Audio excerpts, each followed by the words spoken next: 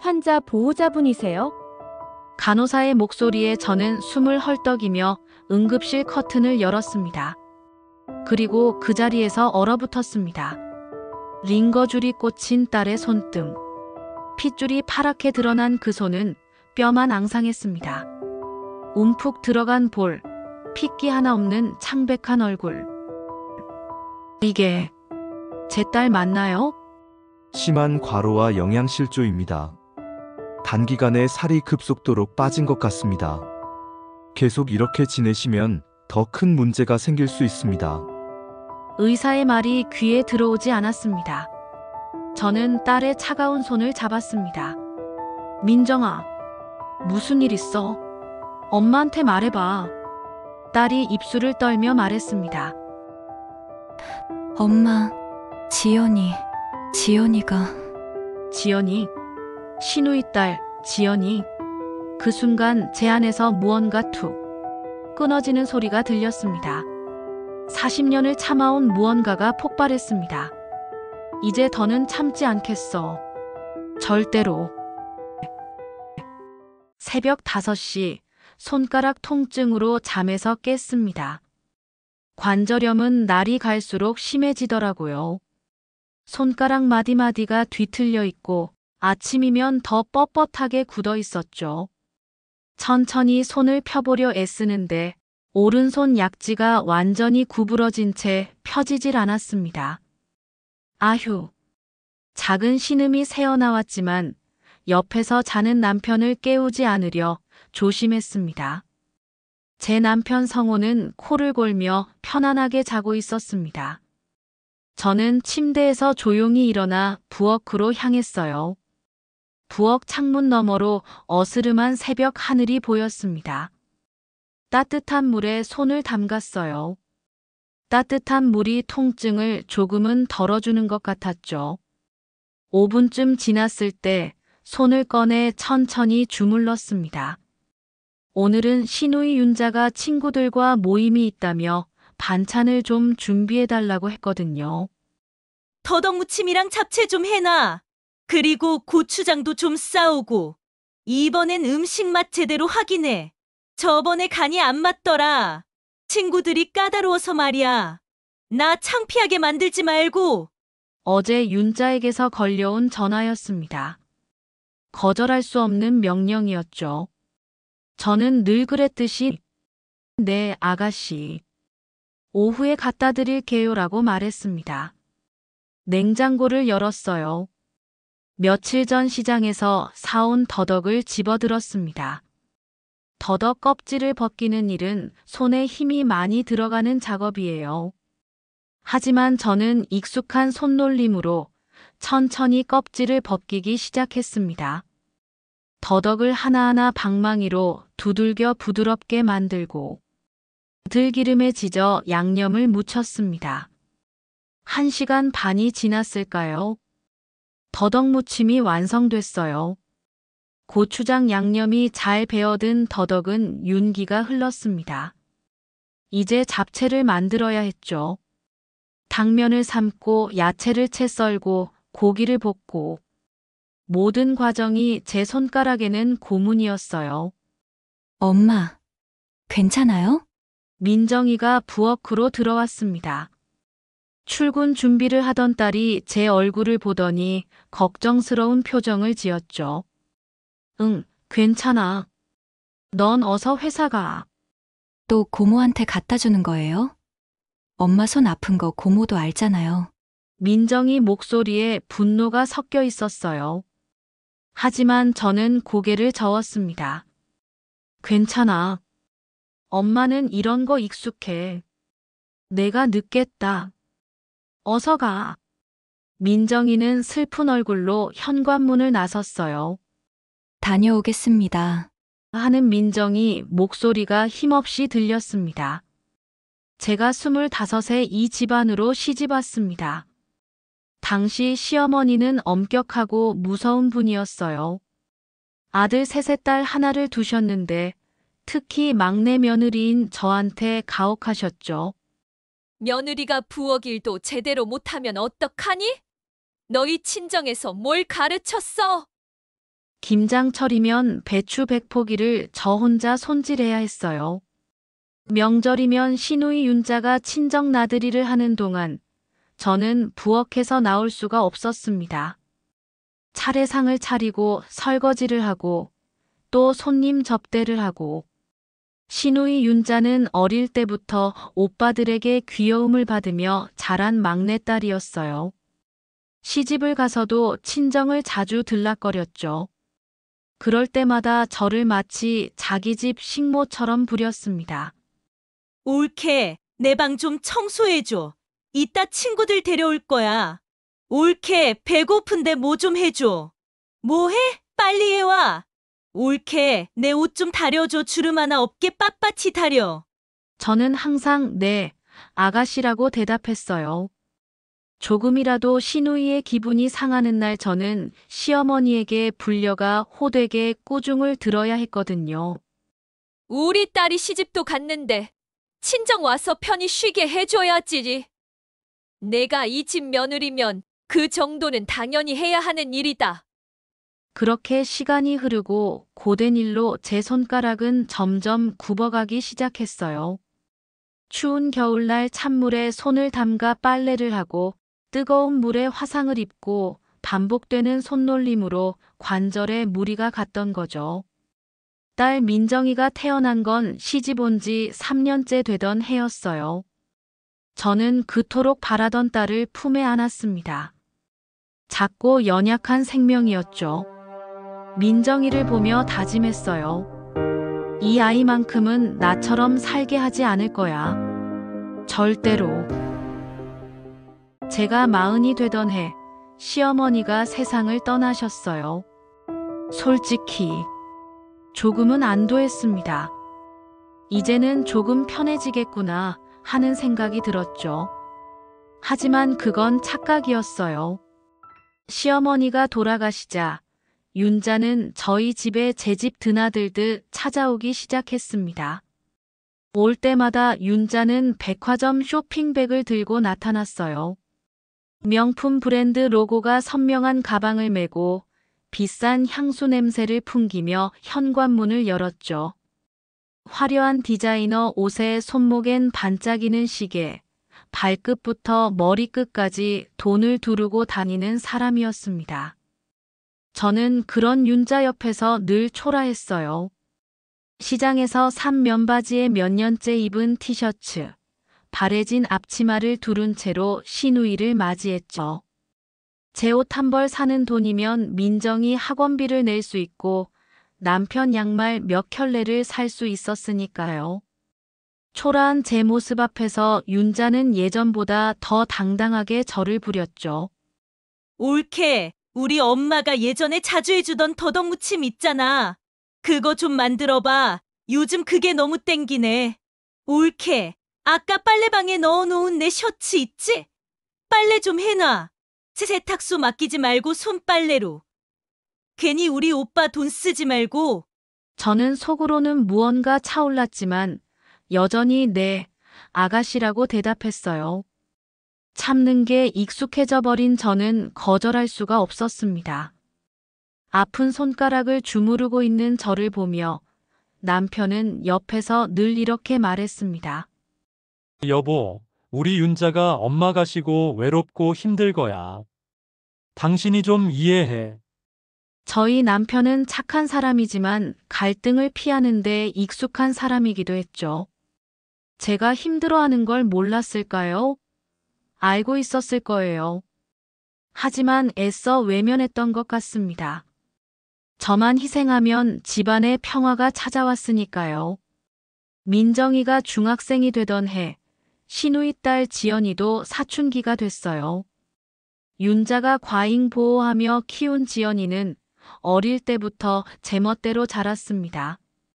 시누이가 저에게 대하는 태도를 보고 지연에게 우리 민정이는 괴롭혀도 되는 대상이 되었습니다. 괴롭힘이 되물림되는 듯 했습니다. 당하고만 있는 민정이도 아무 말도 하지 못했어요. 저처럼 언제나 참는 모습만 보며 자랐거든요. 민정이의 눈빛은 점점 어두워져 갔지만 저는 어떻게 해야 할지 몰랐습니다.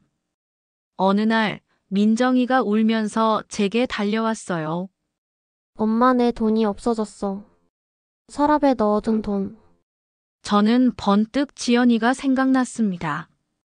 지연이는 저희 집에 올 때마다 민정이 방에 들어가 민정이의 새 인형, 새 양말들을 쇼핑하듯이 골라 가져갔기 때문이죠. 제가 지연이를 조심스럽게 불렀을 때 지연이 가방에서 그 돈이 나왔습니다. 민정이가 꼬깃꼬깃하게 접어넣었던 모서리가 낡은 그 10,000원짜리 지폐들이요.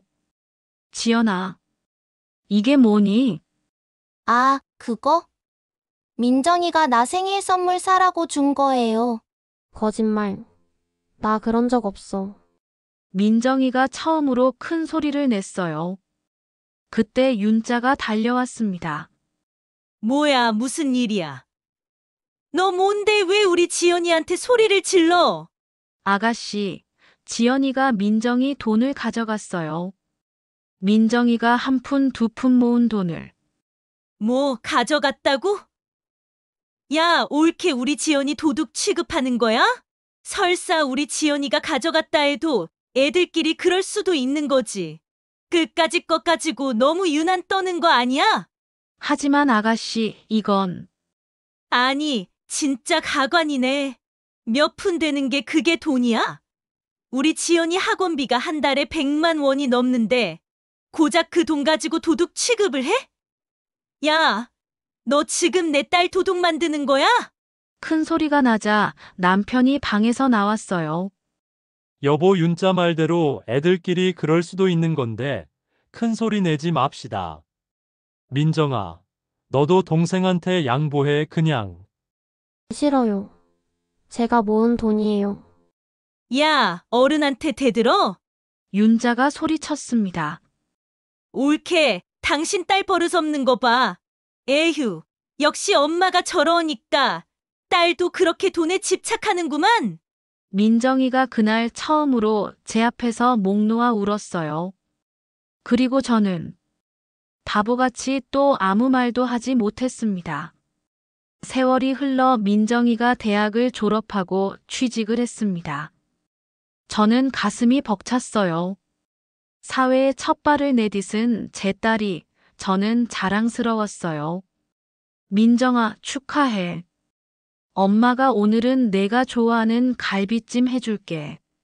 엄마, 손 아프잖아요. 그냥 외식해요? 아니야. 오늘은 특별한 날이잖아. 엄마가 꼭 해주고 싶어. 그날 손가락이 욱신거렸지만 딸을 위해 갈비찜을 정성껏 만들었어요. 민정이는 눈물을 글썽이며 밥을 먹었습니다. 저는 밥을 먹고 있는 민정이에게 열쇠 하나를 건넸습니다. 엄마, 이게 뭐예요? 내 취직 선물이야. 엄마가 내 이름으로 해뒀어. 내가 편히 쉴 수 있는 공간이야. 민정이는 멍하니 열쇠를 바라봤어요. 작은 아파트지만 내 이름으로 된 집이야. 사실 저는 오래전부터 딸의 보금자리를 준비했습니다. 시누이 윤자와 조카 민정이에게 시달리는 딸을 보면서 언젠가는 이 아이에게 안전한 공간을 만들어주고 싶다는 절박함이 있었죠. 남편 몰래 생활비를 조금씩 아꼈습니다. 제 옷은 10년 넘게 같은 걸 입었고 화장품은 마트에서 파는 가장 저렴한 것만 샀습니다. 버스비를 아끼려고 1시간을 걸어 다니기도 했죠. 민정이가 고등학생이 되고 나서는 동네 마트에서 일을 시작했어요. 손가락이 더 아파졌지만 진통제를 먹으며 버텼습니다. 그렇게 모은 돈으로 작은 아파트를 샀습니다. 민정이 이름으로요. 민정이가 출퇴근하기 좋은 동네였죠. 역에서 가깝고 치안도 좋은 곳이었어요. 민정아, 이제 넌 내가 원할 때 언제든지 쉴 수 있는 내 공간이 생긴 거야. 아무도 너한테 함부로 대할 수 없는 내 집이야. 민정이가 와락 저를 껴안으며 울었어요. 엄마는 왜 항상 나만 생각해요? 엄마는요? 엄마 아픈 손은요? 민정아, 엄마는 괜찮아. 내가 행복하면 그게 엄마한테는 제일 좋은 약이야. 그날 밤 민정이는 제 무릎을 베고 누워서 말했어요. 엄마, 나 정말 열심히 살게. 그래서 이제는 내가 엄마 지켜줄게. 하지만 평화는 오래가지 않았어요. 시누이 윤자가 민정이의 아파트 소식을 들었거든요. 어느 날 윤자가 집에 찾아왔습니다. 옳게 민정이가 집을 샀다며? 아, 네, 아가씨. 듣자 하니 거기 괜찮은 동네잖아. 우리 지연이 회사가 그 근처인데 혹시 민정이가 혼자 살아? 네, 혼자요. 그럼 됐네. 우리 지연이랑 같이 살면 되겠다. 어차피 둘 다 처녀인데. 제 심장이 철렁 내려앉았어요. 아가씨, 그게. 가족끼리 같이 살면 얼마나 좋아. 우리 지연이 월세도 아끼고 우리 지연이가 요새 회사 때문에 스트레스 많이 받거든. 민정이가 지연이 좀 챙겨주면 좋겠네. 옳게도 민정이 혼자 사는 거 불안하잖아. 듣고 있던 남편이 거들었습니다. 그래, 민정이도 지연이랑 같이 살면 좋지 뭐. 가족끼리 뭐 어때? 저는 죄책감과 무기력함에 몸이 짓눌리는 것이 느껴졌습니다. 결국 지연이는 커다란 캐리어 2개를 끌고 민정이 집에 들어갔습니다. 지연이는 현관문을 열자마자 큰 소리로 외쳤습니다. 언니, 나왔어. 빨리 나와서 내 짐 좀 정리해. 민정이는 거실에서 나와 억지 미소를 지었습니다. 어서 와. 와, 생각보다 괜찮네. 내 방은 어디야? 방이 하나밖에 없어서 같이 써야 할 것 같아. 뭐? 같이 쓰라고? 장난해? 아, 언니가 거실에서 자면 되겠네. 안방은 내가 쓴다. 지연이는 민정이 대답도 듣지 않고 안방으로 들어갔습니다. 민정이 침대가 있는 방이었죠. 그날부터 제 딸은 거실 소파에서 잠을 자게 됐습니다. 그 후로부터 지옥 같은 나날이 시작됐습니다. 언니, 내일 아침 6시 반까지 아침밥 차려놔. 나 7시 반에 출근해야 하거든. 아, 그리고 도시락 2개 싸줘. 하나는 내 거, 하나는 남자친구 거, 알았지? 첫날부터였어요. 민정이는 새벽 5시 반에 일어나야 했습니다. 밥을 하고 계란말이를 부치고 나물을 무치고 도시락 2개를 정성껏 쌌습니다. 언니, 이게 뭐야? 반찬이 겨우 이것밖에 없어? 우리 남자친구한테 창피하게. 다시 싸. 민정이는 출근 시간이 다가오는데도 도시락을 다시 쌌다고 해요. 회사에 지각할까봐 택시를 타고 갔습니다. 그날 민정이의 점심은 편의점 삼각김밥이었습니다. 주말이 되면 상황은 더 나빠졌습니다. 언니, 오늘 남자친구 데려올 거야. 집 청소 완벽하게 해놔. 아, 그리고 저녁은 뭐 해줄 건데? 남자친구가 파스타 좋아한다던데 크림 파스타 해줘. 빵도 사와. 민정이는 주말 아침부터 청소를 시작했습니다. 화장실 청소, 걸레질, 먼지 닦기. 오후가 되자 지연이가 남자친구를 데려왔습니다. 안녕하세요. 민정이가 인사했어요. 그 남자는 민정이의 인사를 무시한 채 소파에 털썩 앉더니 리모컨을 집어들었습니다. 저기요, 콜라 좀 갖다 주세요. 얼음 많이요. 지연이가 옆에서 키득거리며 거들었습니다. 크크크. 언니, 편의점 가서 과자도 좀 사와. 이따가 영화 보면서 먹게. 민정이는 급히 편의점에 다녀왔습니다. 그리고 바로 부엌으로 가서 파스타를 만들기 시작했죠. 거실에서는 2 사람이 영화를 보며 키득거렸어요. 언니, 음식 다 됐어? 우리 편하게 먹게. 언니는 밥 따로 먹어, 알았지? 2 사람은 민정이가 만든 음식을 먹으며 즐거워했고 민정이는 부엌 구석에서 남은 빵 조각으로 저녁을 때웠습니다. 밤 12시 두 사람이 돌아간 후에야 민정이는 소파에 누울 수 있었습니다. 그런데 더 끔찍한 일이 크리스마스에 벌어졌습니다. 12월 24일 저녁, 지연이가 민정이를 불러 말했습니다. 언니, 오늘 남자친구가 여기서 잘 거야. 뭐? 크리스마스잖아. 여기서 자기로 했어. 언니는 오늘 밖에 나가서 자. 지연아, 그건 좀. 왜? 하루만 나가 있으면 안 돼? 언니는 PC방이든 어디든 갈 때 많잖아. 크리스마스인데 언니한테 방해받아야겠어? 하지만 오늘 날씨가 너무 추운데. 와, 언니 진짜 이기적이다. 나한테 이것도 못 해줘? 알았어. 우리 엄마한테 전화할게. 언니가 나한테 얼마나 못되게 구는지. 민정이는 그날 밤 짐을 싸서 집을 나섰다고 해요. 갈 곳이 없었던 민정이는 24시간 무인 카페를 찾았습니다. 작은 테이블에 앉아서 밤을 새웠어요. 추운 겨울밤, 제 딸은 흔들리는 의자에 웅크리고 앉아 크리스마스를 보냈습니다. 다음 날 아침 집에 돌아왔을 때 거실은 엉망이었습니다. 언니, 청소 좀 해. 우리 어젯밤에 파티했거든. 아, 그리고 빨래 좀 돌려줘. 지연이가 내놓은 빨래 바구니를 보고 민정이는 한숨이 나왔다고 해요. 양말은 전부 뒤집어져 있었고 속옷들이 수북했어요. 언니, 양말은 그냥 돌려도 되는데 속옷은 손빨래 해줘. 세탁기에 돌리면 상하잖아. 민정이는 그날도 새벽부터 밤까지 일했습니다. 회사 일, 집안일, 빨래, 요리. 쉴 틈이 없었어요. 조금만 참자. 민정이 눈 밑에는 다크서클이 짙어졌고 몸무게는 급속도로 빠졌습니다. 어느 날 저녁이었습니다. 민정이는 회사에서 큰 프로젝트를 마무리하느라 밤 10시가 넘어서 퇴근했대요. 몸이 천근만근이었다고 해요. 집에 도착하니 거실에 지연이와 남자친구가 앉아 있었다고 하더라고요. 언니 왔어? 우리 배고픈데. 뭐 좀 해줄래?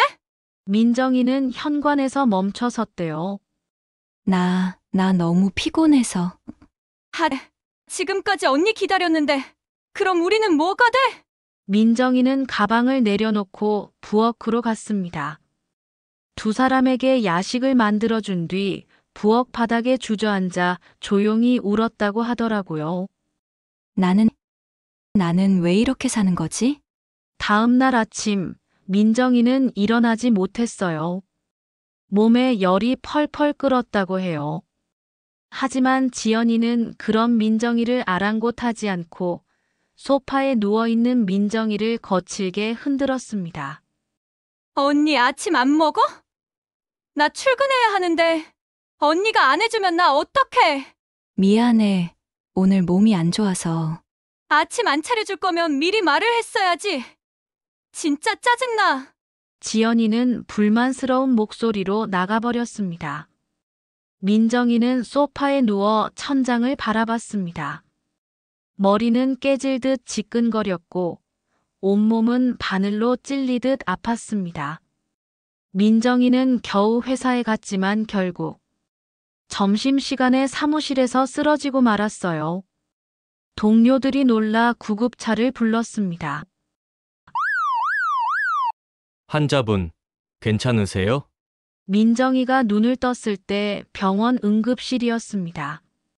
링거를 맡고 있었죠. 여기가 어디예요? 환자분 쓰러지셨어요. 여기 병원 응급실입니다. 보호자분들께 연락드려서 곧 오실 거예요. 30분 후 저는 헐레벌떡 병원으로 달려갔습니다. 민정아, 괜찮아? 엄마. 민정이는 저를 보자마자 눈물이 쏟아졌어요. 저는 딸의 손을 꽉 잡았습니다. 민정이 손은 차갑고 뼈만 남아 말라 있었습니다.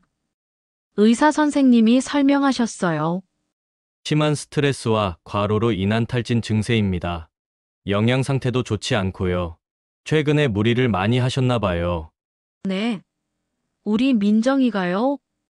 당분간은 푹 쉬셔야 합니다. 계속 이렇게 지내시면 더 큰 문제가 생길 수 있어요. 저는 의사 선생님 말씀을 듣고 뭔가 이상하다는 걸 느꼈어요. 민정이가 이렇게까지 무리할 이유가 없었거든요. 민정아, 무슨 일 있어? 엄마한테 말해봐. 엄마, 나 사실은 민정이는 결국 모든 걸 털어놨어요. 지연이가 집에 온 후 겪은 일들을요. 도시락을 2개씩 싸야 했던 일, 밤늦게까지 설거지와 청소를 해야 했던 일, 크리스마스 날 쫓겨나 밖에서 혼자 밤을 지새웠던 일. 모든 걸 말하며 민정이는 계속 울었습니다. 제 몸은 부들부들 떨렸습니다. 그 순간 제 안에서 무언가 툭 하고 끊어지는 게 느껴졌습니다. 참을 수 없는 분노가 치밀어 올랐습니다. 평생 처음 느껴보는 감정이었어요. 민정아, 엄마가 미안해. 엄마가 정말 미안해. 엄마 잘못 없어요. 내가 저는 딸의 손을 꽉 잡았어요. 그 순간 결심했습니다. 이제 더는 참지 않겠어. 내 딸을 지키겠어. 다음 날, 저는 남편과 함께 민정이 집으로 갔습니다. 지연이가 마침 출근한 사이였죠. 집안을 둘러봤습니다. 거실에는 지연이의 화려한 옷가지들이 여기저기 널려 있었고, 설거지거리가 싱크대에 쌓여 있었습니다. 소파 한 구석에 가지런히 개켜진 얇은 료가 보였어요. 민정이가 여기서 잤구나. 제 가슴이 미어졌습니다. 저는 부동산에 전화를 걸었어요. 이 아파트 매물로 내놓고 싶은데요. 빨리 처리해 주실 수 있나요? 네. 이 동네는 집 찾는 사람이 많아서 금방 나갈 겁니다.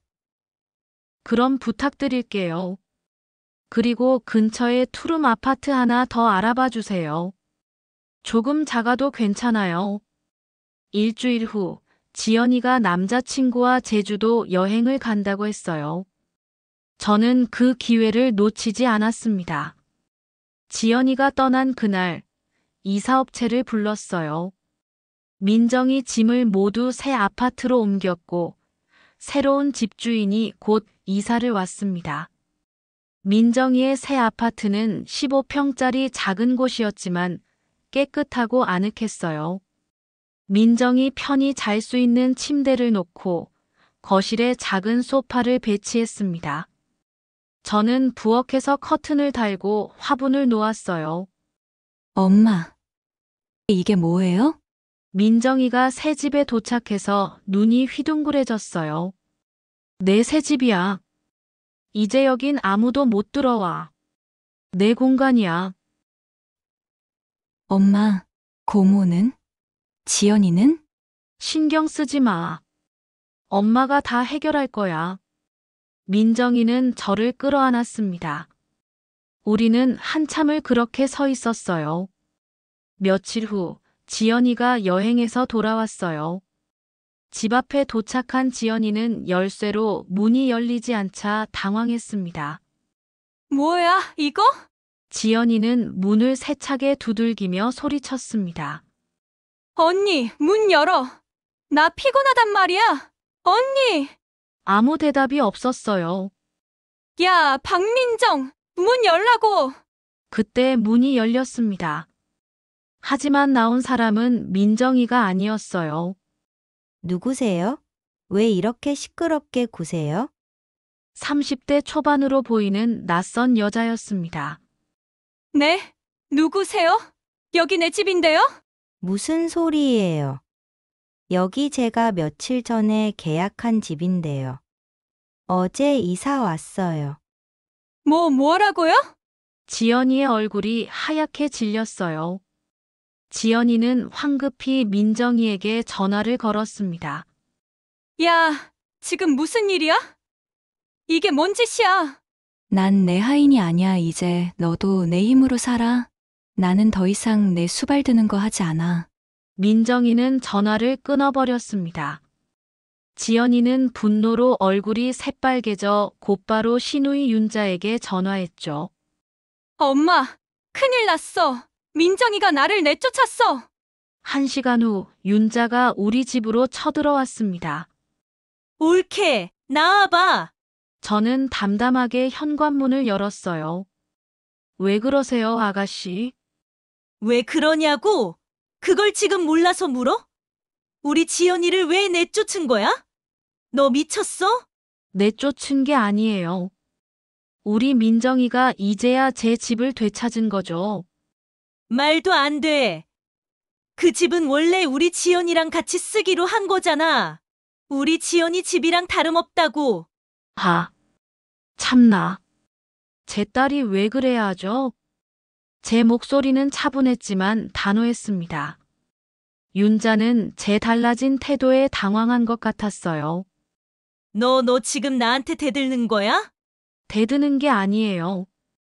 이제 더는 참지 않겠다는 거죠. 뭐 참지 않겠다고.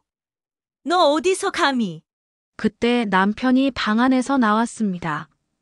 오빠, 얘 말하는 것 좀 봐. 시누이를 뭘로 보고 이러는 거야? 그만해. 민정이가 병원에 실려갔었어. 과로와 스트레스 때문에. 지연이가 민정이한테 무슨 짓을 했는지 알아? 그게 무슨... 매일같이 새벽에 지연이 도시락 싸게 하고 밤늦게까지 집안일 시키고 민정이는 자기 집에서 하녀처럼 살았어. 윤자 얼굴이 굳어졌어요. 무슨 소리야. 설사 그렇다 해도 가족끼리 그 정도도 못 해줘? 가족. 남편이 차갑게 웃었어요. 가족이라면서 크리스마스의 영하의 날씨에 내 딸을 내쫓아? 남자친구랑 민정이 집에서 자겠다고? 가족이라면서 매일같이 새벽 5시 반에 깨워서 도시락 2개를 싸게 해? 자기 것도 모자라서 남자친구 것까지? 오빠, 그건... 남편의 목소리가 점점 커졌어요. 가족이라면서 애가 살이 저렇게 빠지도록 혹사를 시켜? 오빠, 진정하라고.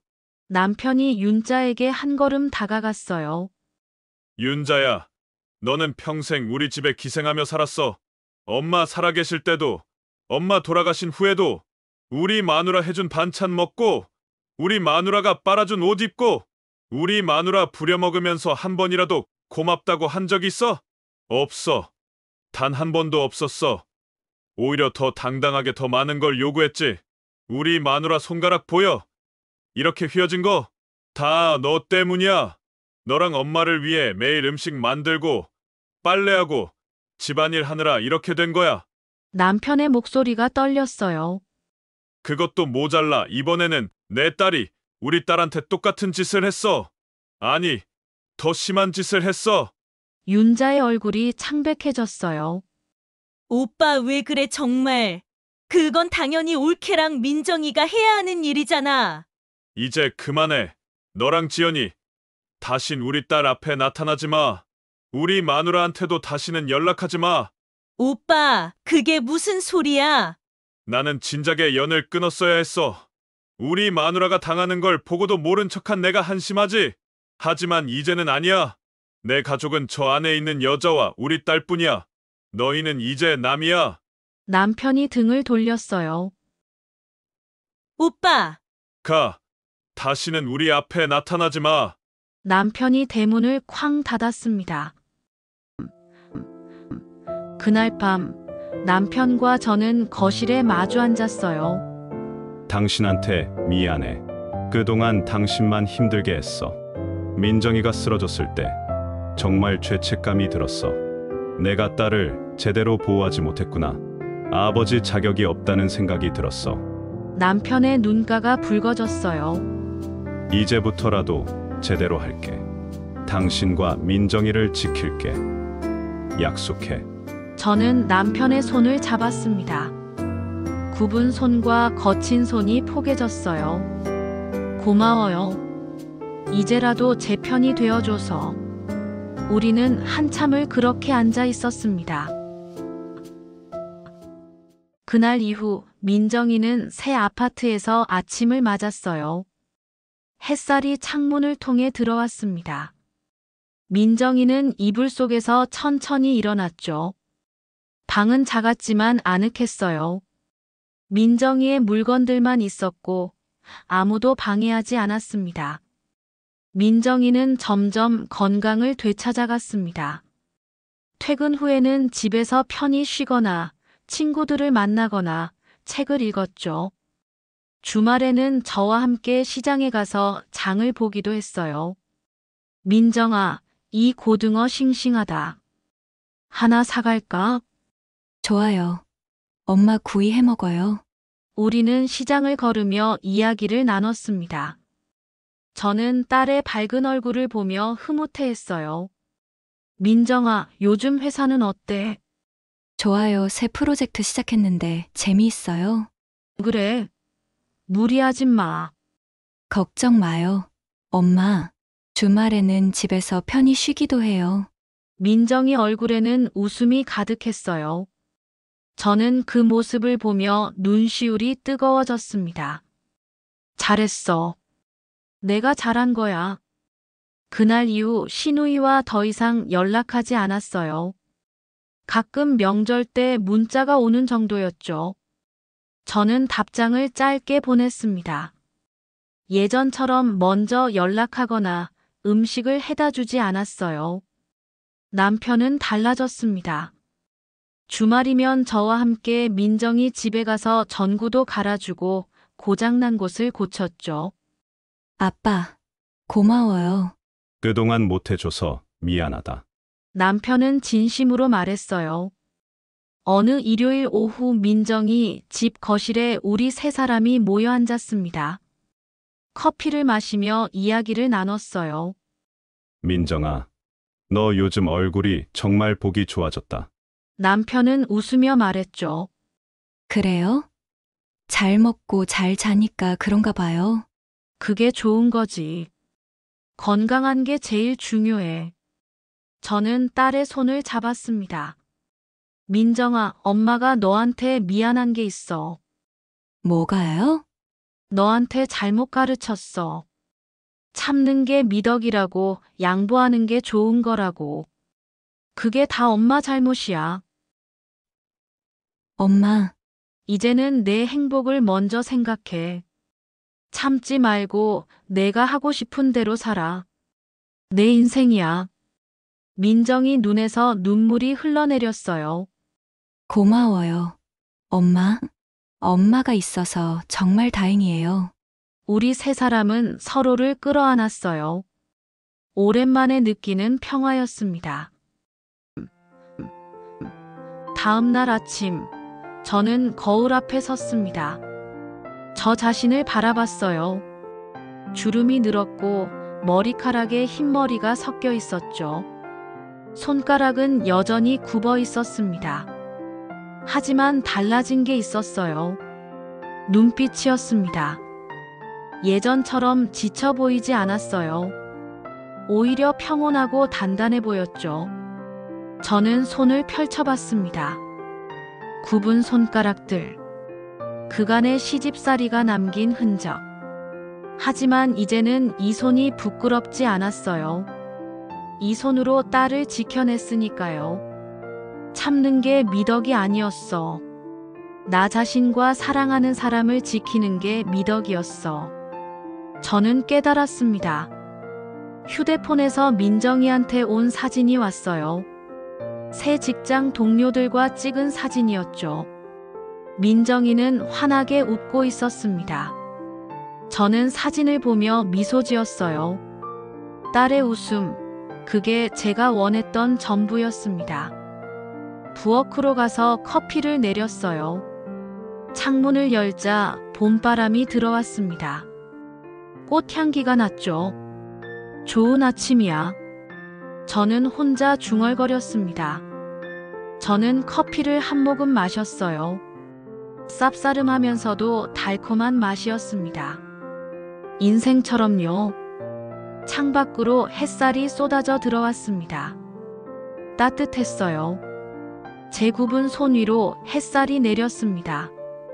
그리고 제 입가에는 평화로운 미소가 번졌습니다. 제 이야기를 들어주셔서 감사합니다. 언제나 행복하시고 건강하세요.